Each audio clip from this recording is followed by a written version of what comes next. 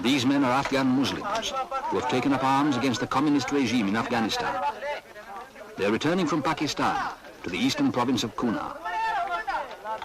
They are called Mujahideen, and they are fighting jihad.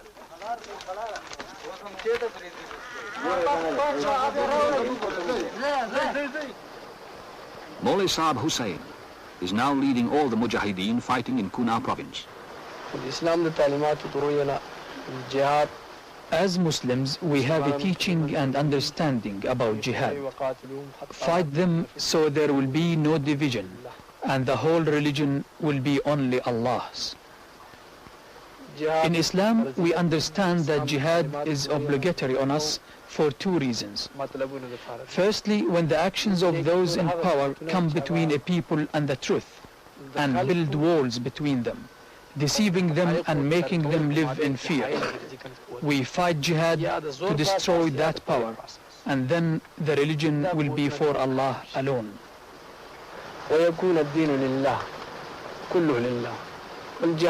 And the second purpose of jihad is to free people from slavery and let them live in freedom. To live under one law that doesn't come from the minds of men, but comes from Allah, the Creator, the King who governs the heavens and the earth.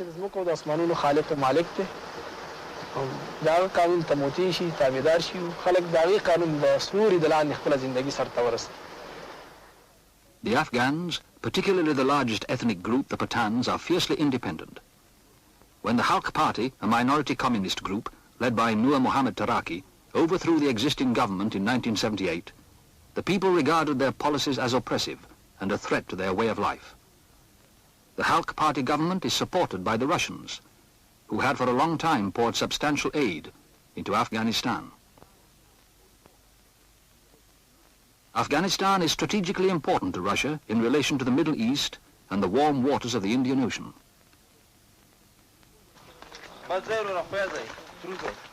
The people were not opposed to Russian interest in Afghanistan until the Russians actively backed the new regime with extensive economic and military aid. They are using Russian guns and tanks and are bombing indiscriminately, killing our women and children. The Russians are bombing, dropping different kinds of bombs, and this bombing is destroying the houses where the people live. They have Russian soldiers and advisors, and their attack was instigated by the Russians. Our people won't fight against us.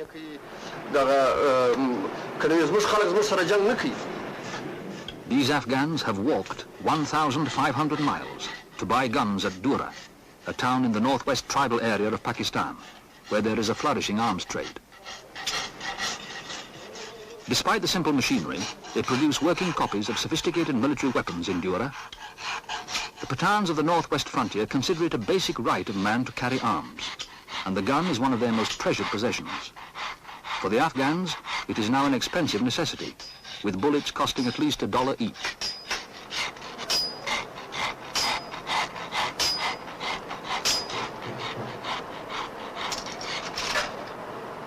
In a recent clampdown, the Pakistan authorities have attempted to stop the movement of arms through their territory, making things more difficult for the Mujahideen. If Pakistan helped us in the coming and going of our weapons, things would be much easier. We are not being helped with arms. If we had been, we would never have lost even one battle. We are buying our guns and ammunition from Dura with our own money, and no one has helped us with this. Otherwise, we could finish the war in 20 days.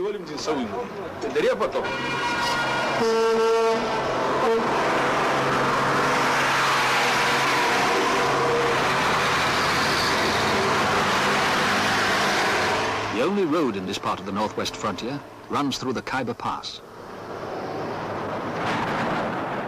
This is the territory of the Pathan people.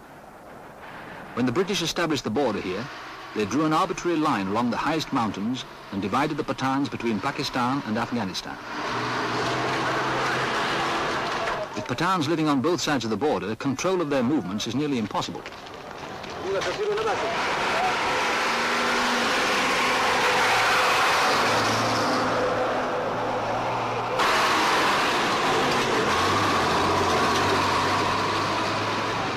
On the Pakistan side, the Pathans coexist peacefully with the government because they are allowed a separate legal system and a high degree of autonomy in their tribal areas.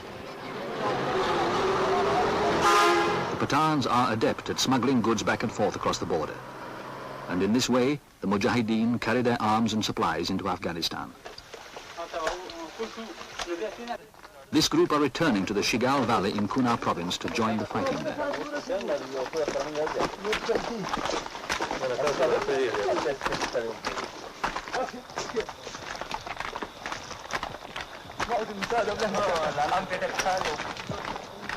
85% of Afghanistan's population are farmers. They almost immediately distrusted the Halk Party's literacy programs and the land reforms which aimed to redistribute the land, encouraging individual and cooperative ownership.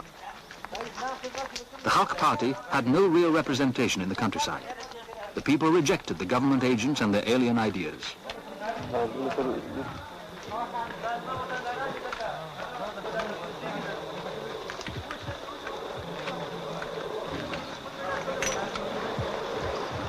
Loyal to their traditional feudal system and their tribal leaders, the people began to question the authority of the new regime that was trying to intervene in their lives. They believed that the government was robbing them and attempting to win favor by giving land and wealth to its supporters. Within a month, the situation had developed into one of a centralized state at odds with the people it was claiming to represent.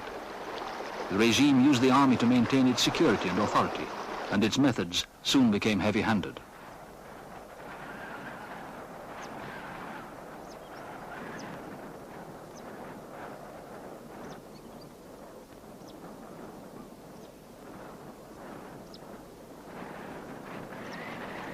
Resistance began here, in the Shigal Valley in Kunar province, when the government tried to implement its policies by force. 20 days after the coup which brought Taraki's regime to power, troops came to the house of a local leader, Kashmir Khan. They attempted to arrest him and shot 4 unarmed men. Kashmir Khan managed to escape and is now leading the fighting in the Shigal Valley. The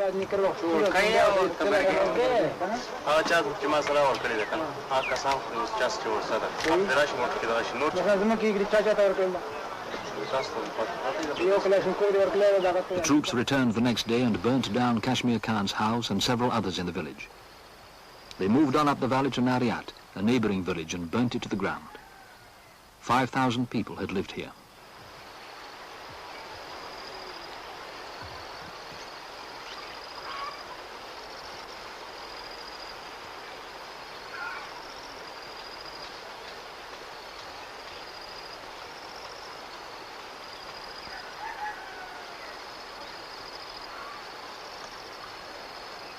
Like many others all over Afghanistan, Kashmir Khan and the people from Nariat fled through the mountains to settle their families as refugees in Pakistan. Pakistan is not supporting the current fighting, but is trying to provide food and shelter for the Afghan refugees. There are now an estimated 200,000 of them in Pakistan alone.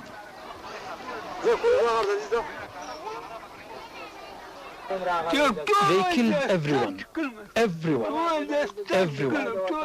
See how old I am? I have never left my country before. I have never been here before.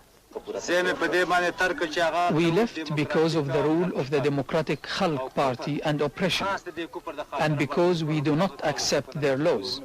Our houses were bombarded, our villages burned. One Friday at 3 o'clock, government troops came to the village and burned, for no other reason than that we were Muslims.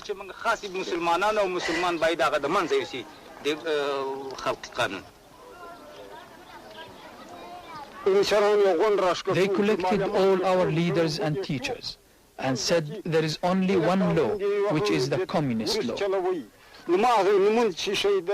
They said, what is prayer and what is Quran? Quran is only stories that came from Arabia. The sole reason for our fighting against the government is Islam, and we will keep on fighting until the whole country is once again under Muslim rule. If not, we will fight to the end.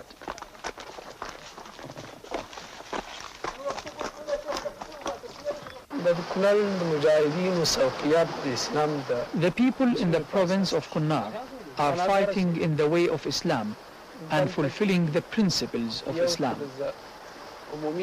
The Mujahideen keep enough men at the front to keep the government troops surrounded all the time, and the people are looking after their daily affairs. But when there is an attack, all the people of the province join in the fighting, and there are more than 100,000 people in Kunar.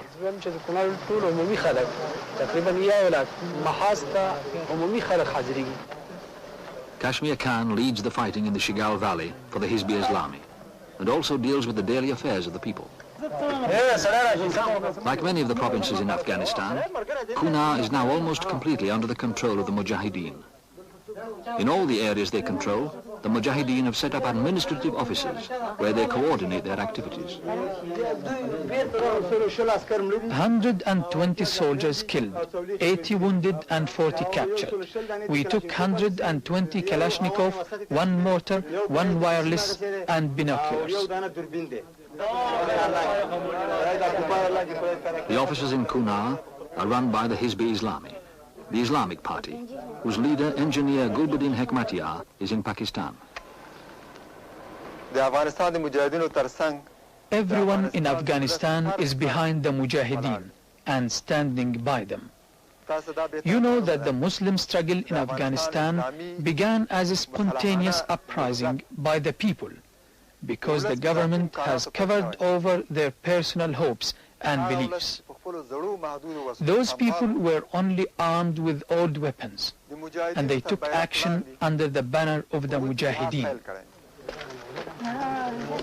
The biggest breakthrough for the Mujahideen came when the Afghan soldiers, always reluctant to kill their own people, began surrendering. They brought with them their Russian-made arms and equipment and began fighting alongside the Mujahideen. In Asmar, a garrison town in Kunar occupied by government troops, these soldiers mutinied, killing their Halq party officers and the provincial governors, and joined the Mujahideen.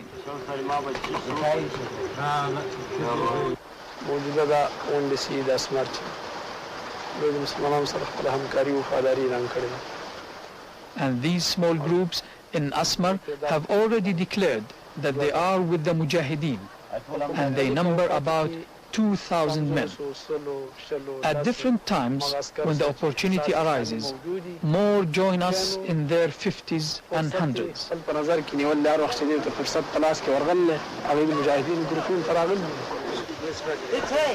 It is estimated that despite recent pay increases, desertions have halved the army from its original 80,000, clearly indicating the conscripts' disenchantment with the regime they helped to bring into power.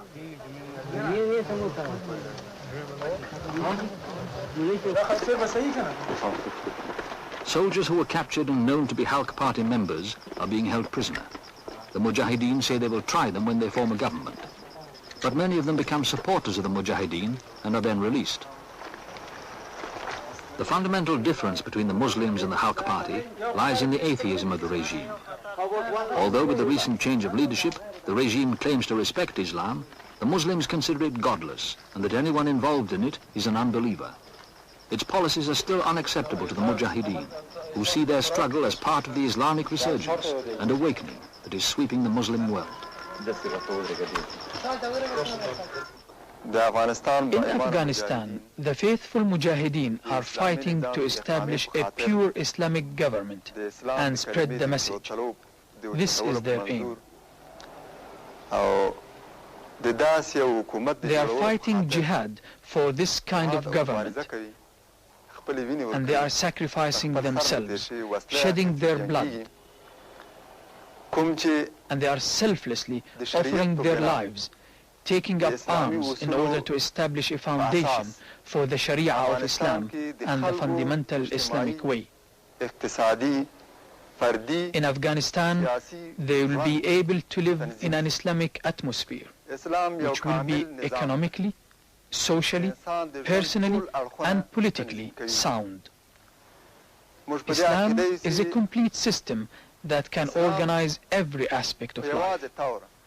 We believe that Islam is the only complete way of life for the people.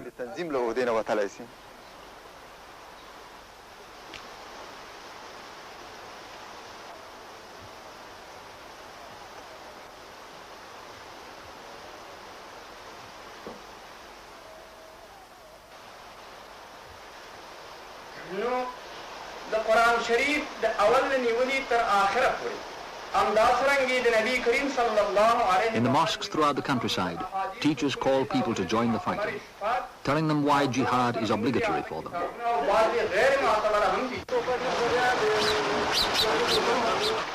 In Shigal, the Mujahideen are gathering in preparation for the push on Sharasarai, the provincial capital, the only part of Kunar still held by the government. In all the provinces, Mujahideen and rebel soldiers are fighting to take control before making the final assault on the capital, Kabul.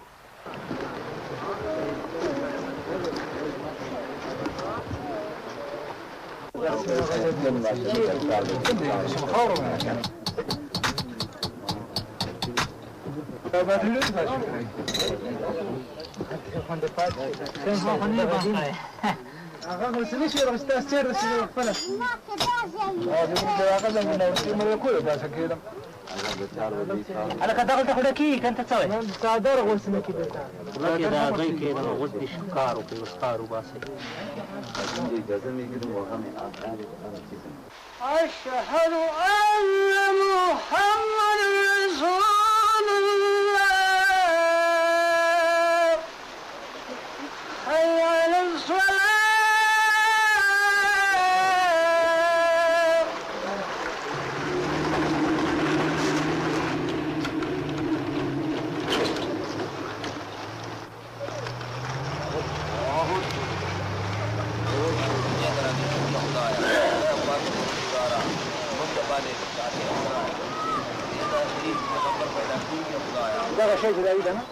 You see that we have been fighting for 7 months. You know that we will go to the jihad, but it is difficult for us to fight with sticks and be calm about it. But if we have guns, we will feel more confident and could easily attack.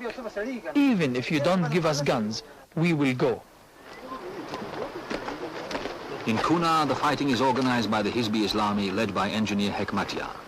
But in the country as a whole, there are 6 other parties, each claiming to control different areas.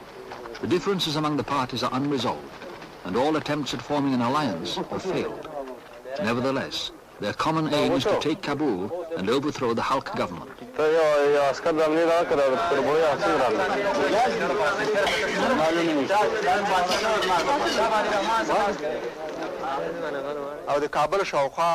They have now reached the surrounding areas of Kabul. Some of the areas are completely free from government control.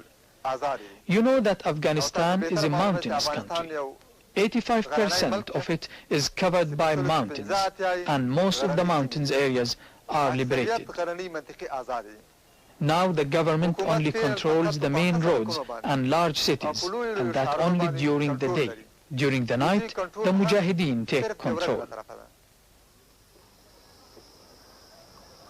During the day, women and children hide in shelters in the mountains, as the areas controlled by the Mujahideen are being bombed daily by government planes. In the flat areas of Chigal and the areas around the provincial capital, they have used every kind of bomb with the exception of the atom bomb.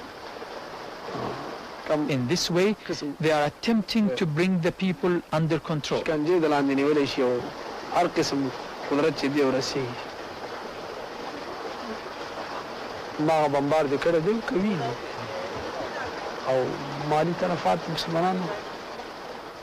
main damage is to property, and they have destroyed houses.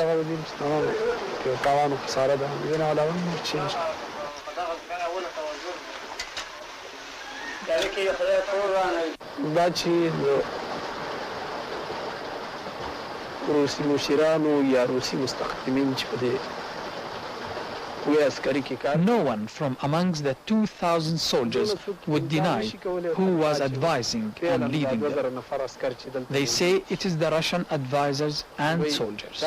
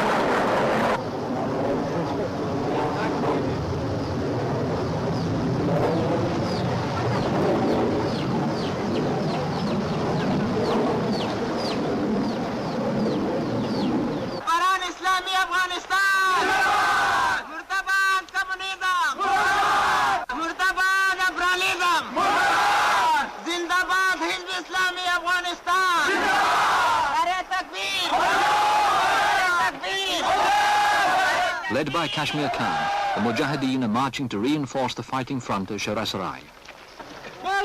The Russians have recently moved combat troops into Afghanistan to strengthen the depleted army at strategic bases and airfields around Kabul. They are committed by treaty to help the Afghan regime against any internal or external threat. The Russians must be aware that in the face of this Islamic tide, their involvement in Afghanistan could easily backfire. There are 50 million Muslims in Russia who look upon the Afghans as their brothers. The Russians' actions in Afghanistan could create problems for them in their own Muslim areas across the border.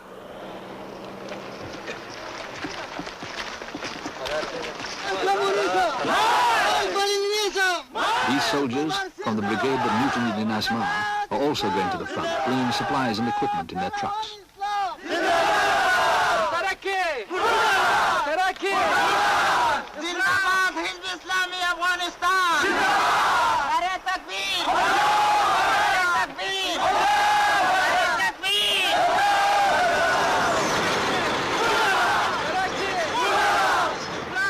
The government garrison at Sharasarai, the provincial capital, is now surrounded and cut off.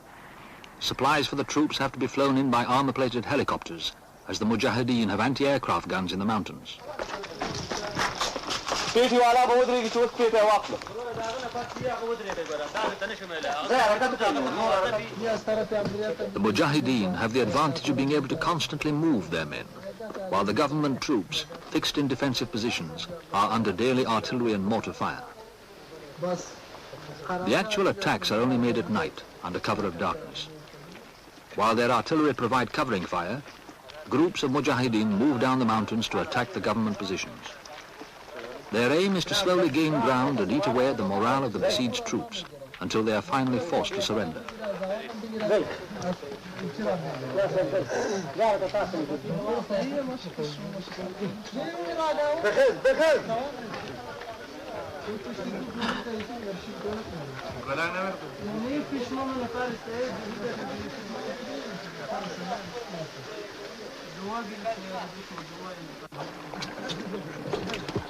Food is in short supply.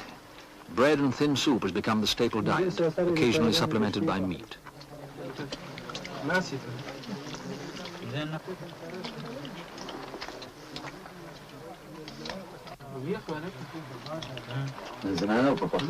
Lack of supplies will bring great difficulties in the winter, when it is very cold in the mountains. The Mujahideen are determined to take Sharasarai before the snows and bring the whole province under their control.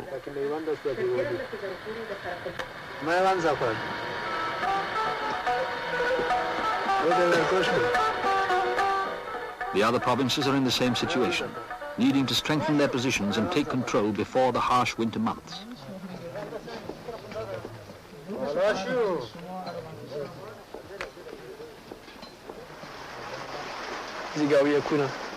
We have Zigawyak and the Dashka, which we have seized from government troops. But these are not very effective against the aeroplanes. But our main defenses are that we believe in Allah and our destiny.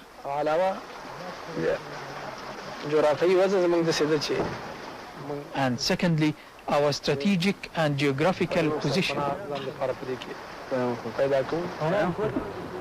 This belief has left the Mujahideen undaunted by the news of the movement into Afghanistan of extra Russian brigades. It also led to their rejection of the amnesty offered by Hafizullah Amin, who took over the leadership of the government in August 1979.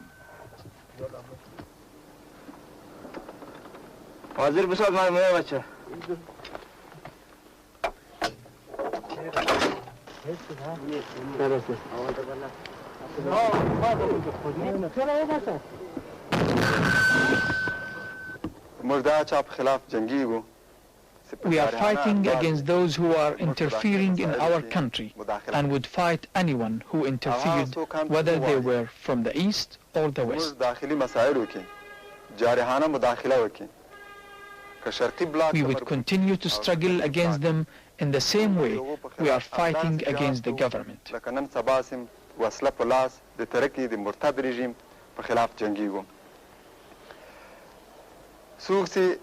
Anyone who wants to enslave us or attack our liberty, anyone who interferes in our country, anyone who doesn't accept our autonomy, we are against them, and we would rather die than accept those things.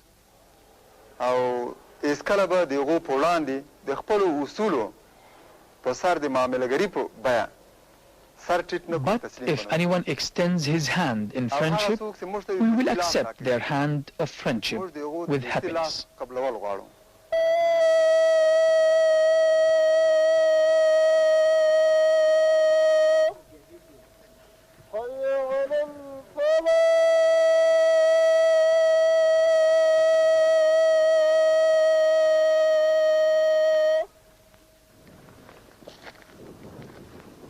It is estimated that so far 80,000 people have been killed since the Halq Party came into power in 1978. 100,000 are in prison, and over 250,000 have fled to take refuge in Pakistan and Iran.